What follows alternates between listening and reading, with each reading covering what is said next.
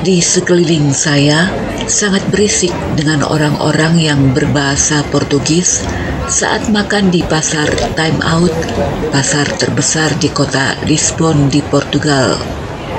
Bahasa yang mereka gunakan sampai sekarang ikut mempengaruhi kosakata di Indonesia. Misalnya kata bendera, meja, gereja, kereta, bola, jendela, keju, Natal, kampung, boneka, bangku. Bahasa Makassar untuk menyebut kursi adalah cadeira. Ini berasal dari kata Portugis cadeira. Masuknya Portugis ke Nusantara berawal dari penemuan ini. Halo teman-teman, welcome to my channel. Pengaruh Portugis di Indonesia bukan hanya pada perbendaharaan kata, juga nama marga dari Portugis sampai sekarang banyak digunakan di Nusa Tenggara Timur dan Timor Leste yang dulu pernah menjadi wilayah Indonesia. Misalnya nama Fernandes, Lemos, Da Cunha, Da Lopes, De Freitas, Pareira, Da Silva, Carrascalao. Musik roncong yang dikenal di Indonesia berasal dari musik Portugis disebut fado. Musik ini dibawa ke Nusantara oleh para pelaut Portugis. Begitu pula agama Katolik yang disebarkan Portugis hingga kini masih menjadi agama mayoritas di Nusa Tenggara Timur dan Timor Leste. Dari kota Lisbon ini, saya akan menyusuri jejak seorang penjelajah terkenal yang telah membuka jalan bagi masuknya imperialisme Eropa di Asia yang mengawali masuknya Portugis di Maluku pada abad ke-16. Bangsa Portugis adalah bangsa Eropa pertama yang datang ke Nusantara dan Kepulauan Maluku adalah wilayah pertama di Nusantara yang terjajah oleh Eropa karena kekayaan rempah-rempahnya. Namun Portugis akhirnya terusir dari Maluku setelah kedatangan Belanda. Sekarang saya akan mengunjungi makam yang letaknya di dalam gereja megah. Makam ini adalah makam dari seorang pahlawan besar bangsa Portugis yang telah membuat Portugis pada abad pertengahan menjadi kaya raya karena penemuannya.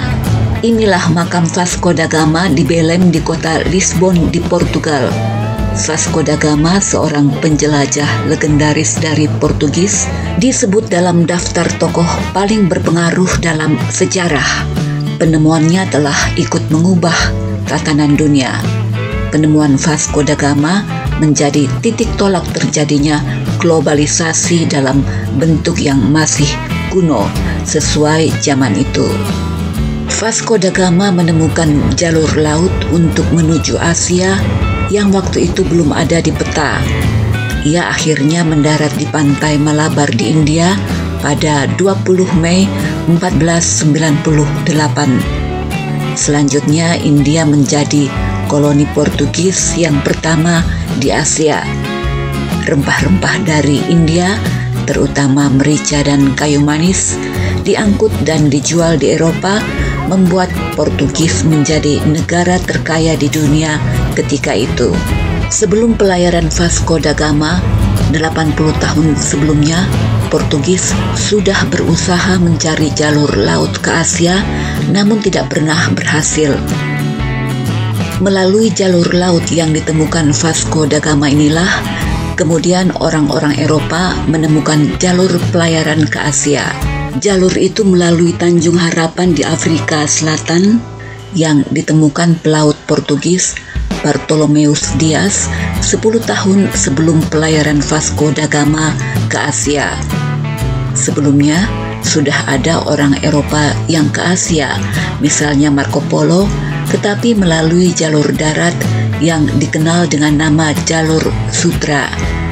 Jalur darat ini tidak aman, penuh bahaya, makan biaya yang lebih mahal dibanding jalur laut. Di lokasi keberangkatan Vasco da Gama ke Asia, dibangun Monumen Padrao dos Descobrimentos di Belém di kota Lisbon. Di dalam kompleks monumen ini ada taman dengan permukaan ubin yang memperlihatkan peta jalur-jalur pelayaran dan wilayah di dunia, termasuk wilayah di Nusantara yang telah didatangi pelaut-pelaut Portugis pada abad penemuan wilayah-wilayah baru. Vasco da Gama sendiri tidak pernah ke Nusantara. Meskipun ia berlayar hanya sampai ke India, namun ia telah membuka jalur laut ke Asia bagi pelaut-pelaut Eropa lainnya. Kedatangan Vasco da Gama di India merupakan awal penjajahan Portugis di India hingga akhirnya pelaut-pelaut Portugis menemukan Maluku pada tahun 1512. 3 tahun sebelumnya, Portugis sudah menemukan Malaka.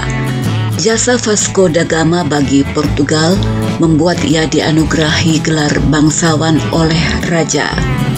Sebagaimana tradisi pada zaman itu, bangsawan dimakamkan di gereja. Begitu juga Vasco da Gama mendapat kehormatan dimakamkan di dalam gereja Santa Maria di Belém di kota Lisbon.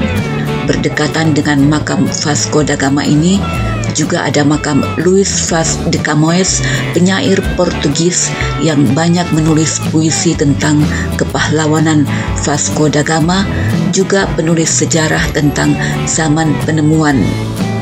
Karena reputasinya, Vasco da Gama dikirim kembali ke India oleh Raja Portugis. Ia diangkat menjadi Raja Muda untuk mewakili kekuasaan Portugis di India. Namun tidak lama setelah tiba, ia terkena malaria dan meninggal di kota Kochi, India pada malam Natal 24 Desember 1524. Jenazahnya dipindahkan ke Portugal tahun 1539 hingga kini makamnya setiap tahun dikunjungi jutaan orang. Terima kasih sudah nonton video ini. Sampai jumpa di video selanjutnya.